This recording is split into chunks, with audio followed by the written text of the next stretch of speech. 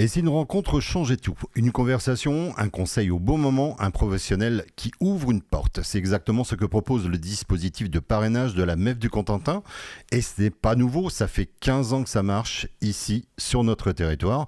Et pour nous en parler, on accueille Myriam Hervé. Bonjour Myriam. Bonjour Yvan. Alors le parrainage, ça fait 15 ans que ça existe.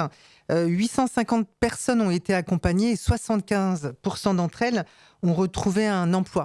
Alors, c'est pas un hasard, c'est le résultat d'une belle mécanique humaine portée par 40 parrains marraines, des hommes et des femmes du Cotentin qui ont décidé de transmettre et d'apporter leur expérience à des demandeurs d'emploi. D'accord, et c'est donc des parrains et marraines qui sont issus de l'industrie, de tout secteur? De tout secteur, en effet. Ça peut être des salariés, des RH, des cadres, des chefs d'entreprise. Le seul point commun, c'est des personnes qui veulent vraiment transmettre et apporter un soutien aux demandeurs d'emploi en recherche de solutions professionnelles. Voilà, faire avancer les choses. Voilà, exactement. Donc pour nous en parler aujourd'hui, on accueille Natacha. Bonjour Natacha, pouvez-vous présenter en quelques mots? Oui, bonjour Yann. Donc moi c'est Natacha Sell, je suis la dirigeante de l'entreprise Coaching Consult sur Équeurdreville. Je suis coach organisationnel, ça veut dire que je suis spécialisée en organisation, gestion et dysfonctionnement d'entreprise. En 2 mots, ça veut dire quoi? J'accompagne les dirigeants et les salariés à résoudre leurs problématiques de fonctionnement en apportant un regard neuf et en apportant aussi les éléments qui sont manquants. Et depuis combien de temps vous êtes marraine à la MEF du Cotentin? Eh bien, j'ai commencé en début 2020, c'est ma 7e année, et là, j'accompagne actuellement mon 13e filleul. Et qu'est-ce qui vous a amené à rejoindre ce dispositif? Eh bien, à l'époque, j'ai été j'ai été contactée plutôt par Charline Saucé, que vous avez dû rencontrer un peu plus tôt. Que j'avais rencontré par l'intermédiaire de Steve Fredericks, qui est donc de la MIF de Cherbourg, et c'était en 2018. Elle était intéressée par mon profil et mes compétences et voulait savoir si j'acceptais de les mettre au service de personnes dans le besoin dans le cadre du réseau de parrainage. Et lorsqu'on connaît mon cursus professionnel, en fait, il me paraissait tout à fait naturel d'y répondre favorablement. Et concrètement, comment ça se passe votre accompagnement avec votre filleul?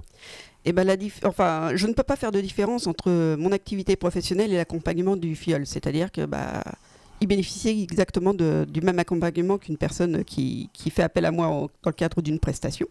Je le rencontre une première fois à la MEF et on vérifie la compatibilité entre le filleul et le parrain ou la marraine, puisque de toute façon on peut travailler que si on est à l'aise ensemble. Oui. Et ensuite on se rencontre à peu près 1 à 2 fois, voire 3 fois par mois. On est en contact aussi par téléphone et ça dure à peu près 6 mois.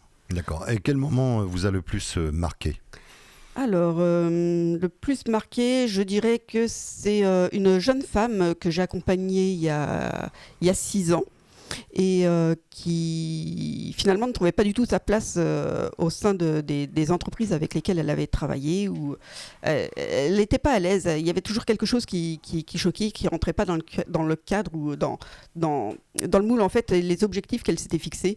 Et en travaillant un peu avec elle, en la rencontrant et en voyant un petit peu sa manière d'agir, sa manière de faire, je me suis rendu compte que en fait, elle avait quand même 50 bagages en psychologie, que ses postes de salariés n'allaient pas parce que elle avait elle-même une âme de dirigeante et non pas de salarié. Et j'ai parlé de la création d'entreprise. Et j'ai eu le plaisir de voir que maintenant, ça fait 5 ans qu'elle a son cabinet et qu'elle est installée en tant que professionnelle dans le paramédical. Voilà, ce qui est gratifiant. Ce qui est très gratifiant. Voilà. Et qu'est-ce que cette expérience vous apporte à vous, personnellement ?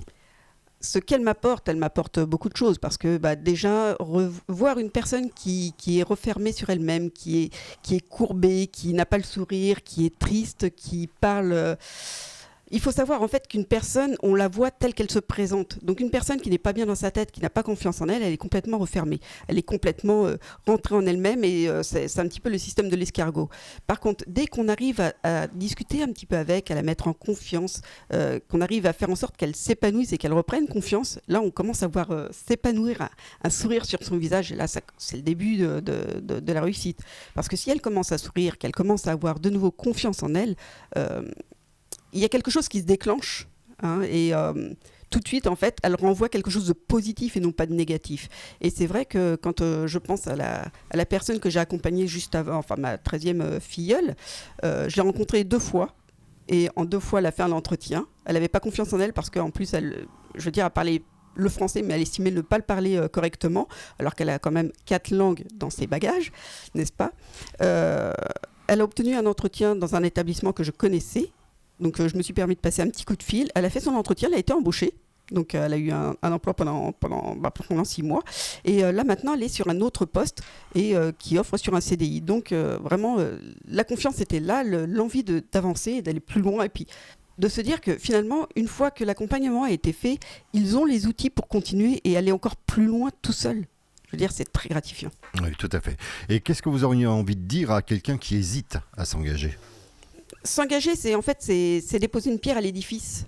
C'est avoir accès à un autre réseau, et un réseau qui est beaucoup plus social, mais c'est surtout aussi se dire, on ne consacre pas beaucoup de temps à aider nos filleuls, mais par contre, la récompense qu'on a quand on les voit réussir et qu'ils nous disent « ça y est, j'ai un entretien » ou « ça y est, j'ai un poste, je suis embauché en CDD, j'ai trouvé une formation, j'ai trouvé ceci ou je fais cela », il n'y a rien de mieux.